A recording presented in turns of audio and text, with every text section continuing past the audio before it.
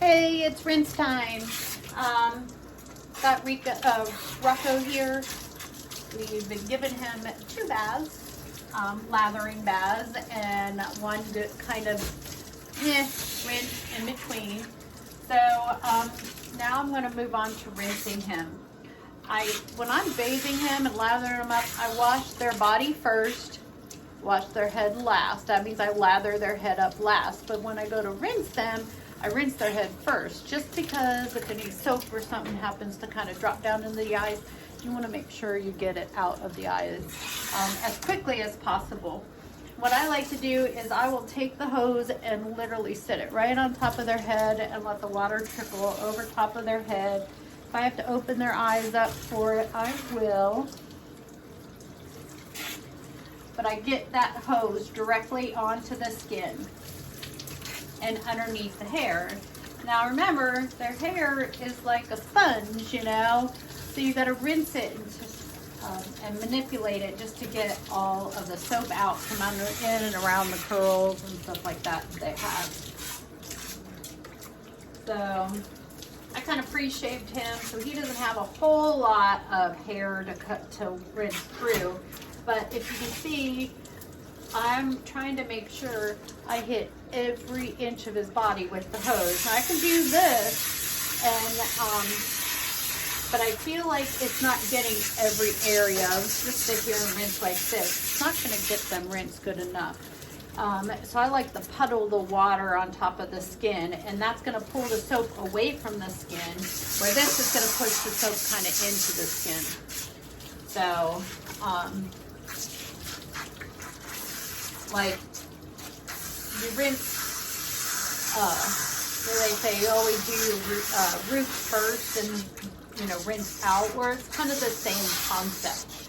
So I'm literally getting that water directly into the skin to ensure I got all of the soap out. A couple of areas you want to be sure you get. I mean, this is easy enough, the top of the skin, but be mindful of under here. The water might trickle down, but you still need to get the hair rinse all the soap out from the belly, and armpits are one of the areas into here where people seem to miss. So again, because everybody does this, and so water trickles down, and oh, that's good enough. It's not.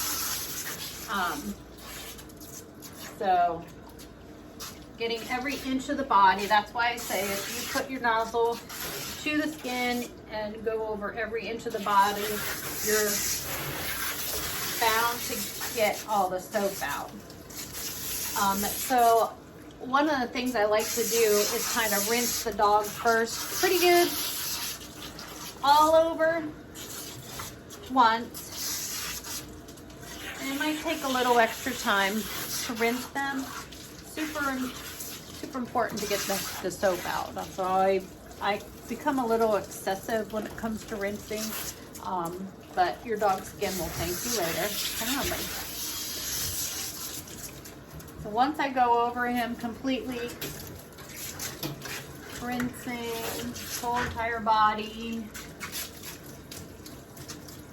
pulling the soap away from the skin, rinsing till it squeaks. It should squeak. If it's clean, it'll squeak.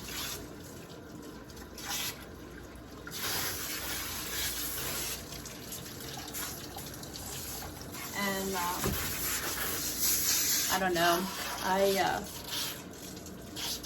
tend to get just as wet as the dogs when I'm bathing them.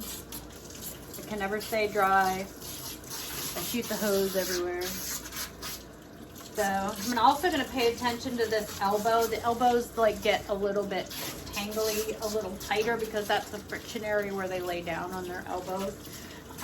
So you just want to make sure you get that area. So now that I've got them, I'm just going to do another quick once over, just to make sure I hit every area. Behind the ears, down the neck.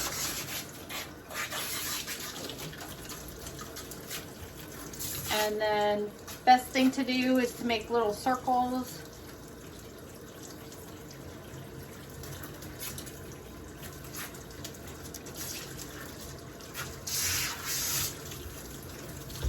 I don't know. I'm certain you probably can't hear this, but we're gonna give this a shot.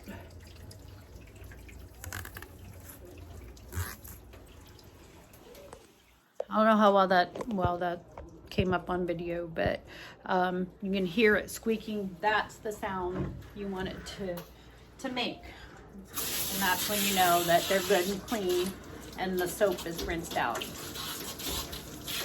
Now I'm gonna finish rinsing him. It's gonna take me a little bit. I'll rinse him one more time after this, just to make sure I got it all. Hitting some of the areas where I think I might have missed, where the heavier hair is. Where the hair is longer, you definitely want to rinse a little bit longer. And squeeze it out like a sponge.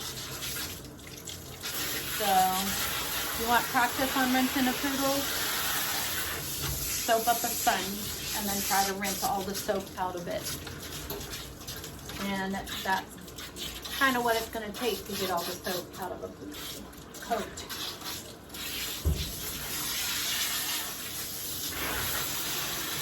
Happy bathing!